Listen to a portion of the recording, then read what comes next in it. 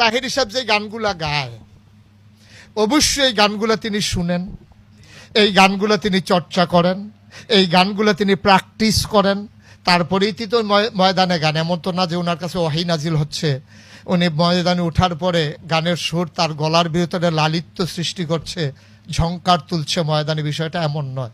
এই গানগুলো গাওয়ার জন্যে সেই গানগুলো তাকে গাইতে হয়, শুনতে হয়। আর যখন সে গানগুলো শুনে তখন তার জন্য কেউ বাজনা ছাড়া গানগুলো গায় নাই, সেই বাজনাওয়ালা গানই সে গেয়ে ওঠে। সুতরাং এই গানগুলো সে শুনছে ময়দানে সাপ্লাই দেওয়ার জন্যে।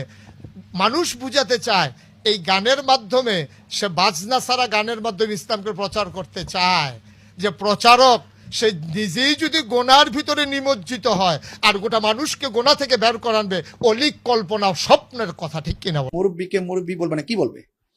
তিনি উঠতে চেয়েছিলেন, তিনি তার নাম জানা যায় যে এই মানিক চাচা কেমন